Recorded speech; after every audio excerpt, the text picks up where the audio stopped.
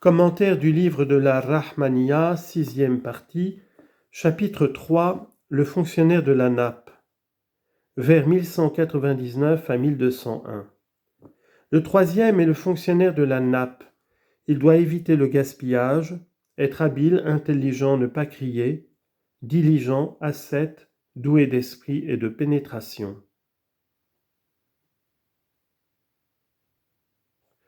Commentaire. Le troisième fonctionnaire est celui de la nappe.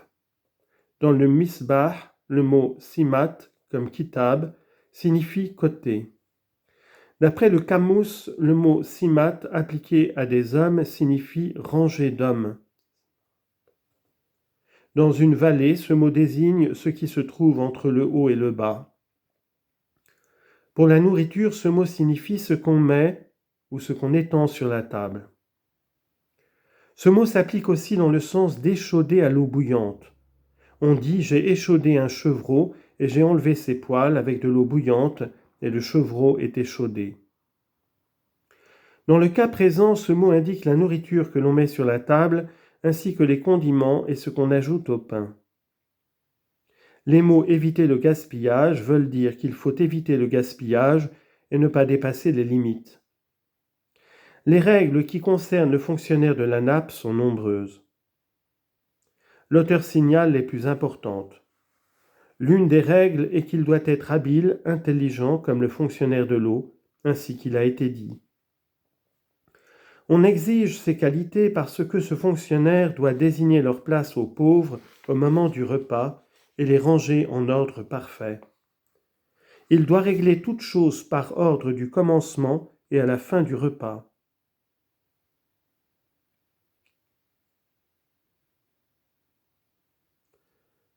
Le mot « haziq » habile est d'après le Kamous un nom d'agent du verbe « hazaq ».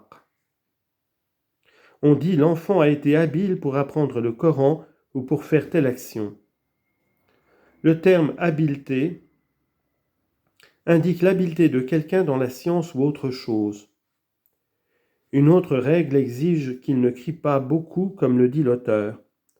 Dans le Kamous, le mot « ta'yith » désigne les cris. Une autre règle veut qu'il soit actif, nashit, c'est-à-dire qu'il travaille vite et mette rapidement la table et fasse tout autre travail. Le mot adab est un sujet, mubtada, qui a pour attribut les mots suivants, habile, intelligent, actif, pas criard, ascète, sans la conjonction qui devrait les unir comme cela se lit dans les paroles d'Allah, il est indulgent, plein d'amour, possesseur du trône glorieux. Sourate 85, versets 13 et 14. Vers 1203 à 1206.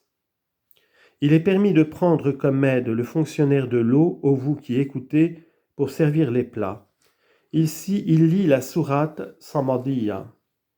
Commentaire. L'auteur explique que le fonctionnaire de la nappe peut prendre un aide dont il demandera les services pour servir la nourriture. Il se fait aider dans tout son service et tous ses besoins. Le fonctionnaire de l'eau pourra l'aider à servir les pauvres à table et se tenir auprès d'eux comme il a été dit dans les règles concernant ce dernier et comme on le dira bientôt en parlant des règles du fonctionnaire de la nappe. Ils s'aideront dans ce service pour mettre les plats devant les pauvres au moment du repas. Le fonctionnaire de l'eau sert les vases qui contiennent la boisson, tandis que le fonctionnaire de la nappe sert les plats des aliments. Selon ses paroles, ils servent les plats. Le pluriel employé pour ce mot est mis pour deux au lieu du duel. Les termes sourate, samadiyya indiquent ce qu'écrit la Tuhfa, que le fonctionnaire de la nappe doit être propre, selon le hadith cité, « Soyez propre car l'islam est propre ». Avoir de bonnes mœurs, tenir ses ustensiles propres, bien préparer la nourriture comme il convient à sa charge. Lorsqu'il doit mettre les aliments sur la nappe, il lit la sourate Samadiyya. Dit « Dieu est un, il est éternel, Samad ». Il la lit en entier.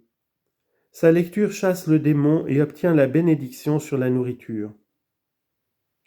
D'après Anas ibn Malik, l'envoyé de Dieu a dit: celui qui récite une fois, dit Dieu est un, obtient la bénédiction pour lui.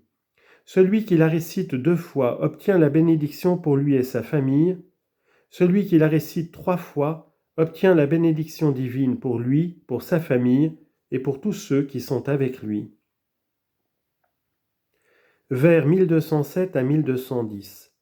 Lorsqu'il a servi la nourriture, il se tient debout près des convives, il lit en entier la sourate Quraïshite à basse voix. Commentaire. L'auteur dit que lorsqu'il veut servir la nourriture, il étend la nappe devant les pauvres, en se proposant par cet acte de mériter la grande grâce de Dieu. Ensuite, il place les plats en ordre sur une seule ligne et avec soin.